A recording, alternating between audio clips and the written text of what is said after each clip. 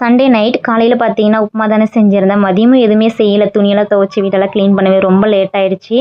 அதனால் பசங்களுக்கு மட்டும் மேகி செஞ்சு கொடுத்துருந்தேன். தங்கச்சி வந்து ஏதோ ஒர்க் இருக்கு சொல்லிட்டு ஸ்கூல் போயிட்டா. நைட்டுக்கு பார்த்தீங்கன்னா ரசம் வச்சு முட்டை தொக்கு தான் செஞ்சுருந்தேன். நல்லாமட்டி ஸ்டைலில். ரசத்துக்கு பார்த்தீங்கன்னா மிளகு, சீரகம், பூண்டு, வெந்தயம், தனியா, கொஞ்சம் போல் துவரம்பருப்பு சேர்த்து நல்லா கொரகொரப்பாக அரைச்சிது. நம்ம டேஸ்ட்டுக்கு ஏற்ற மாதிரி புளி சேர்த்து 2 தக்காளி பழம், 2 பச்சை மிளகா, கொத்தமல்லி தழை, மஞ்சள்தூள் சேர்த்து அரைச்சிக்கிட்டு ஒரு பாத்திரத்தில் எண்ணெய் ஊற்றி கடுகு, காஞ்ச மிளகா, கருவேப்பிலை, சின்ன வெங்காயம் சேர்த்து நல்லா வதக்கிட்டு நம்ம அரைச்சி வச்ச அந்த விழுதையும் சேர்த்து நல்லா மிக்ஸ் பண்ணி விட்டுட்டு அந்த ஜார் அலசின தண்ணி மட்டும் ஊற்றி ஒரு 5 நிமிஷம் அப்படியே மூடி போட்டு விட்டுட்டு அதுக்கப்புறமேட்டுக்கா பார்த்தீங்கன்னா நம்ம திக்னஸ்க்கு ஏற்ற மாதிரி தண்ணி ஊற்றி ஒரு கொதி வந்தது கொத்தமல்லி, உப்பு போட்டு இறக்கணும். டேஸ்ட்டு சூப்பராக இருக்கும். ட்ரை பண்ணி பாருங்கள்.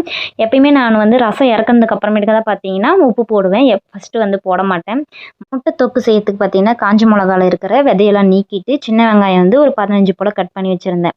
எண்ணெய் ஊற்றி காஞ்ச மிளகா, சின்ன வெங்காயம், கருவேப்பிலை சேர்த்து நல்லா வதக்கிட்டு ஒரு தக்காளி சேர்த்து அதையும் நல்லா வதக்கிட்டு மஞ்சள்தூள் சேர்த்து முட்டை சேர்த்து உப்பு சேர்த்து ஒரு 1/2 டம்ளர் தண்ணி ஊற்றி நல்லா குக் பண்ணிட்டு அதுக்கப்புறமேட்டுக்கா வீட்லேயே அரைச்ச மசாலா இது தனியா, மிளகு, ஜீரகம், சோம்பு, பட்டை, கிராம்பு, ஏலக்காய் இதெல்லாம் பவுட்ரு பண்ணி ஏற்கனவே வீட்டில் வச்சுருந்தேன். அது ஒரு 2 ஸ்பூன் சேர்த்து நல்லா மிக்ஸ் பண்ணி திக்கானதுக்கப்புறமேட்டுக்கா இறக்கி சுட சுட சாப்பாட்டில் ரசம், முட்டை தொக்கு போட்டு சாப்பிட்டா டேஸ்ட்டு அவ்வளோ சூப்பராக இருந்துச்சு. நீங்கள் வேணால் ட்ரை பண்ணி பாருங்கள்.